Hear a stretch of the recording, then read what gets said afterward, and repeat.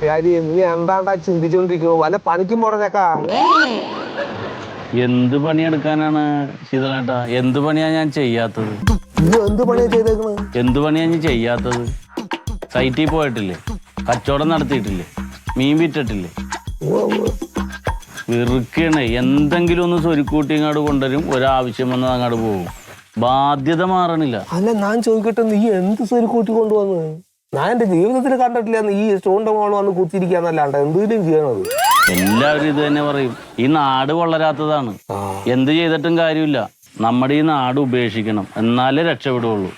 ഇപ്പൊ ആ മഹാദേവൻ തന്നെ, അവൻ UK പോയി, അവൻ രക്ഷപ്പെട്ടില്ലേ? ഇതിപ്പോ നീ അവിടെ പോയിട്ട് അവിടെ സ്റ്റോണിന്റെ മോളിൽ കുത്തിയിരിക്കാന്ന് വെച്ചാൽ പിന്നെ എന്താ ഗതി ഉണ്ടാവുക? പോണവരൊക്കെ വേറെ പണി എടുക്കുന്നുണ്ട് അവിടെ. അതാണ് ഞാൻ പറയണത്, അല്ലാണ്ട് വേറൊന്നല്ല. എന്തെങ്കിലുമൊക്കെ തൊഴിൽ ചെയ്ത് ശീലം വരണ്ടേ? ഇത് തന്നെയാണ് പറയണത്. ഈ നാട്ടിൽ നിന്നിട്ട് ഒരു കാര്യം ചെയ്തിട്ട് ഒരു കാര്യമില്ല. ഞാനും പോവാൻ തീരുമാനിച്ചു ചെയ്തേട്ട. നീ ചുരുങ്ങിയത് പോവാൻ തീരുമാനിച്ചാൽ 2 ഉപകാരം ഉണ്ടാവും. ഈ കവലന്ന് പോയാൽ ഈ കവല നന്നാവും. നീ അതല്ല, നീ നാട് വിട്ട് പോവാച്ചാൽ നിന്റെ വീടും നന്നാവും. അതെങ്കിലും ചെയ്യും നീ. അല്ല, പറയാണ്ടിരിക്കാൻ പറ്റില്ല, അതുകൊണ്ടാണ്. ഓരോരുത്തന്മാരുടെ മോറ് കണ്ടാത്തോണ്ട് അവൻ പണിയെടുക്കുന്ന കാശ് മുഴുവൻ എന്റെ ലോൺ അടക്കണേണ്. നേരം വെളുക്കുമ്പോ തന്നെ ഈ ജാതി ദുഷ്ട മോറ കാണുന്നത് പോലെ. ദൂഷിച്ച മുഖമാണ് എല്ലാത്തിന്റെ. ഒരു വർക്കത്തായിട്ട് ചിരിക്കണ ആരെങ്കിലും പറയാമോ? അതന്നെയാണ് നിന്നെ കാണുമ്പോ മറ്റുള്ളവരും പറയണതേ. ആ ശീതളേട്ടാ, എന്റെ ലച്ചു വന്നുണ്ടല്ലോ. എന്റെ ലച്ചു? അതെന്താണ്? എന്റെ ലച്ചു അറിഞ്ഞൂടാ? ഇല്ല. അതെ, വരുമ്പോ കേട്ടോ. എല്ലാം മേടിച്ചിട്ടുണ്ട്, എല്ലാം മേടിച്ചിട്ടുണ്ട്. ആ ഓ ശരി ശരി ശരി, ഞാനിപ്പോ എത്തും. ശീതളിന്റെ കടയിനടുത്ത് എത്തി, ഇപ്പൊ വരും. എന്താണ് വ്യാരി, കാലത്തെ രണ്ടാളും കൂടി എന്തോ ഭയങ്കര ഗൗരവമായിട്ട് ചർച്ച ചെയ്യണ്? ഓരോന്ന് പറഞ്ഞിരിക്കുകയാണ്. ഇല്ല മന്മത, ഈ കാലത്തെ ഭർത്താവിന് മാത്രം ജോലി ഉണ്ടായിട്ട് കാര്യമില്ല. കുടുംബത്തെ കാര്യങ്ങൾ മുന്നോട്ട് പോകണ്ടേ? അതെ അതെ, ഭാര്യക്കും ഭർത്താവിനും ജോലി ഉണ്ടായിട്ടും രണ്ടറ്റം കൂട്ടിമുട്ടിക്കാൻ പാടുപെടേ എന്ന് പറയായിരുന്നു. അതാണ് ഇവൻ ഒരു പണിക്കും പാണ്ട് ഇവിടെ കുത്തിയിരിക്കണതേ. ഒരാൾ പോയിട്ട് കാര്യമില്ല. അല്ലെ ശീതള, അത് അങ്ങനെ തമാശയായിട്ട് എടുക്കല്. പ്യാരി പറഞ്ഞ കറക്റ്റാണ്. ഇത് തന്നെയാണ് എന്റെ ലക്ഷ്യവും പറയണേ. എന്താ എന്റെ ലച്ചു? എന്റെ ലക്ഷ്മി, എന്റെ വൈഫ്, എന്റെ ഭാര്യ ലച്ചു. അതാണല്ലേ. അവൾക്ക് ഭയങ്കര ദീർഘവീക്ഷണമാണ്. അതുകൊണ്ട് തന്നെ അവളിപ്പോ എന്താണെന്ന് അറിയാമോ? PSC ടെസ്റ്റ് ചെയ്യാനായിട്ട് പഠിച്ചോണ്ടിരിക്കുകയാണ്. അവള് പറഞ്ഞു, എനിക്ക് മന്മഥേട്ടന്റെ ജോലി മാത്രം പോരാ, എനിക്കും വേണം ജോലി വേണമെന്ന്. അല്ല മന്മഥ, നിനക്ക് PSC ടെസ്റ്റ് ചെയ്തിട്ട് എന്താ KSCB ഇങ്ങനെ കിട്ടിന്നൊക്കെ പറഞ്ഞു. ശരി, ലിസ്റ്റിൽ വന്നിട്ടുണ്ട്. പക്ഷെ ഇന്ന് വിളിക്കുന്ന ആളെ വിളിക്കും പറഞ്ഞിട്ട് ഇങ്ങനെ നോക്കിയിരിക്കണം. അതിന് വേണ്ടിട്ട് എന്റെ ലച്ചു എന്തോരം നേർച്ച നിൽക്കണെന്ന് അറിയാമോ? സത്യം. അതെ. എന്താണ് കിറ്റില്? ഇതേ കുറച്ച് മട്ടൻ. എന്റെ ലച്ചുവിന് മട്ടൻ എന്ന് പറയാൻ ഭയങ്കര ഇഷ്ടമാണ്. അപ്പൊ നമ്മുടെ അബൂക്കാന്റെ മോയില്ലേ ബഷീർ, അവൻ ഇന്ന് മട്ടൻ വെട്ടി അവൻ്റെ കുറച്ച് മേടിച്ചേ. ബഷീറിന്റെ മട്ടനാണ് എന്റെ ലച്ചുവിന് ഇഷ്ടം. അത് സബീറിന്റെ മട്ടൻ ഇന്നാള് മേടിച്ചു, പക്ഷെ അതൊക്കെ കൂടി വയറ്റിന് പിടിച്ചില്ല. അപ്പൊ പിന്നെ ഇത് കുഴപ്പമില്ല, അങ്ങനെ നേരെ മേടിച്ചു. പിന്നെ ഇന്ന് വർത്താനം പറയാനുള്ള സമയമില്ല, എനിക്ക് കുറച്ച് തിരക്കണ്ട. എനിക്ക് നല്ല മധുരമുള്ളൊക്കെ ഒരു ജാം എടുക്ക് ശീതള. മധുരമില്ലാത്ത ജാം ഏതാണ്? അല്ല, ചില ജാമിന് മധുരം. പിന്നെ ആ ബിസ്ക്കറ്റ് ഒരെടുത്തേ. ബിസ്ക്കറ്റ്? അതെ,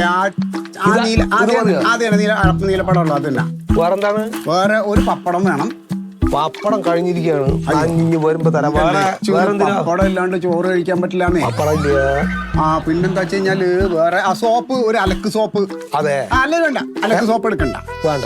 അലക്ക് സോപ്പ് ഇട്ട് ഇന്നാൾ അലക്കിയിട്ട് എന്റെ ലച്ചുവിന്റെ കൈ പൊള്ളി. അപ്പൊ ഒരു കുളിസോപ്പ് എടുത്ത, കുളിസോപ്പ് ഇട്ട് അലക്കിക്കോട്ടെ. എന്റെ ലച്ചുവിന് ചന്ദ്രിക മതിയാ. ലച്ചു ലച്ചു എന്റെ ലച്ചു എന്റെ ലച്ചു. പുളിമുട്ടായി ഉണ്ടാ? പുളിമുട്ടായി. പുളിമുട്ടായി ഇല്ല ലച്ചുട്ടേ, പുളിമുട്ടായി ഇല്ല. തേമിട്ടായി ഉണ്ട്, തേമിട്ടായി. തേമിട്ടായി വേണം. എന്നാ പിന്നെ അതെടുക്കണ്ട, വേണ്ട. ശരി ശരി, ഞാൻ വേറെ അടുത്ത കടയിൽ നോക്കാം. ശരി. എന്റെ ലച്ചുവിന് പുളിമുട്ടായി ഭയങ്കര ഇഷ്ടം. അപ്പൊ ഇത് എന്തായി? ശരി, ഇത് അപ്പൊ അത് 135 15 താരാനുണ്ട്. 150 ഉണ്ടെങ്കിൽ തന്നാ മതി. എല്ലാം ലച്ചുവിനാണോ? മന്മഥനൊന്നുമില്ലേ? എനിക്കുണ്ട്. എന്റെ ലച്ചു എപ്പോഴും പറയണ കാര്യമാണ്, ഒരു മനുഷ്യന്റെ അടുത്തും കടം വെക്കരുത്, കറക്റ്റ് കൊടുക്കാനുള്ള.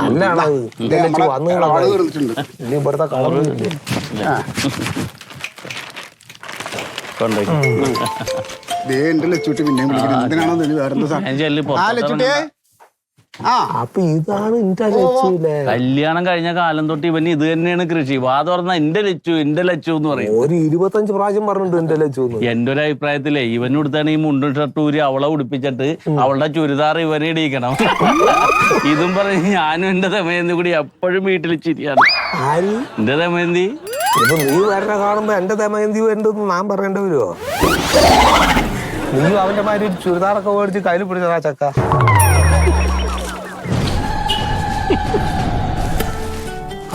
ധാരാണ്. ആ എന്റെ സുമ വിളിക്കണ്ടല്ലോ. കണ്ണില് മരുന്ന് നോക്കിയാനാവൂ. പോട്ടെ.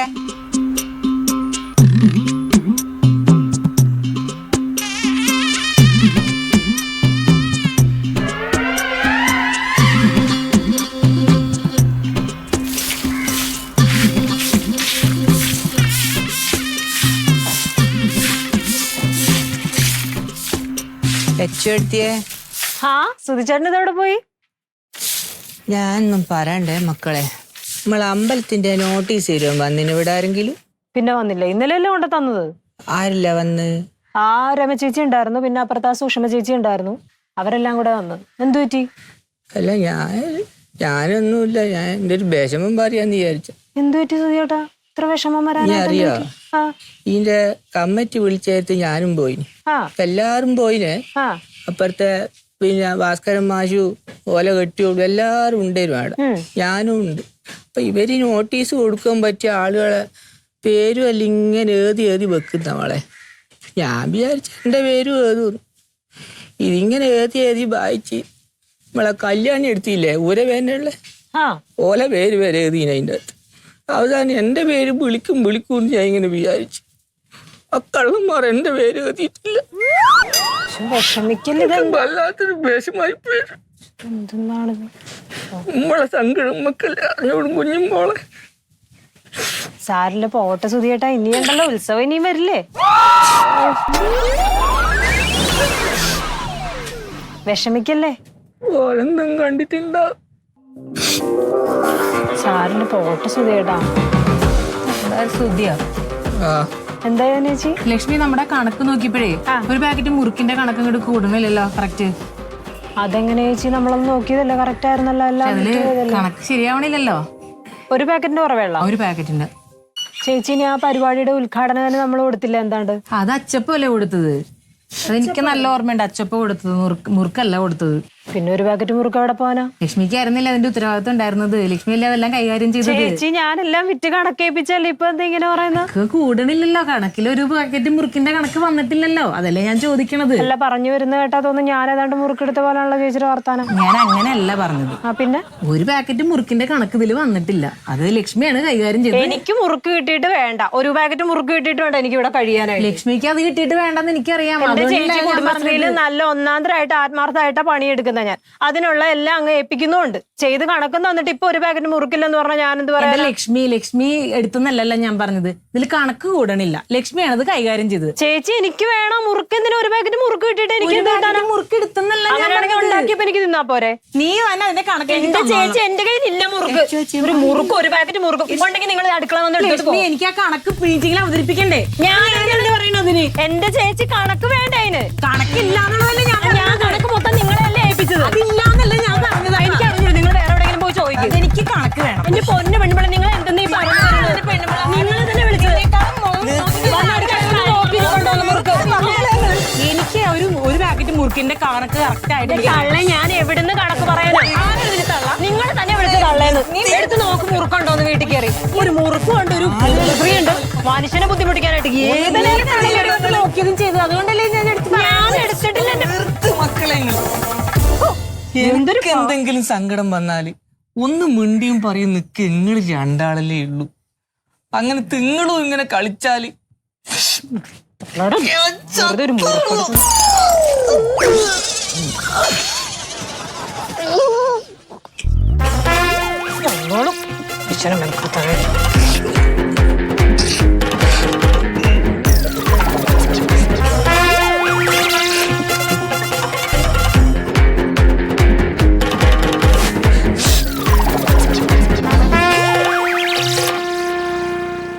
മനസമാധാനം ഇല്ലാത്തൊരു ജന്മായി പോലെ മക്കളെ എന്റത്.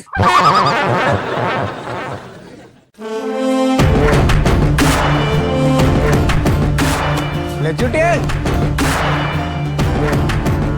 ലച്ചുട്ടി അയ്യോ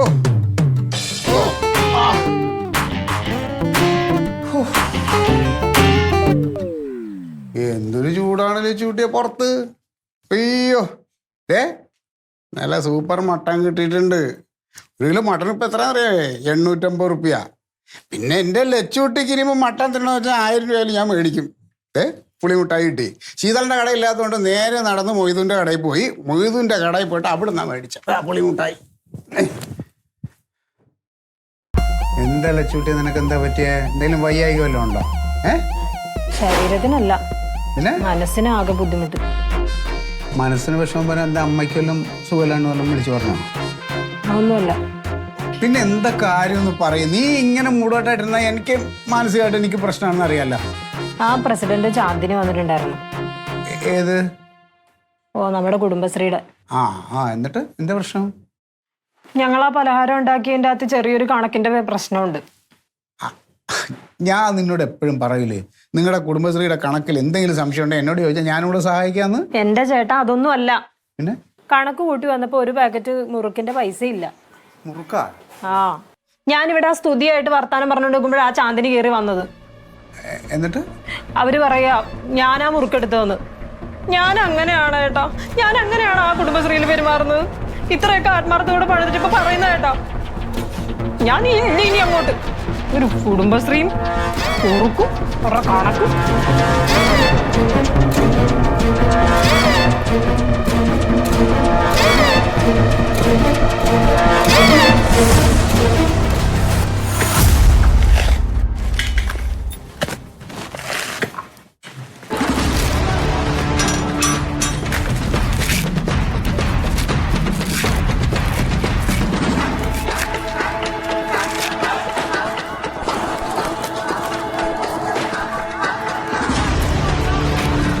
എന്താ വന്നതേട്ടാ?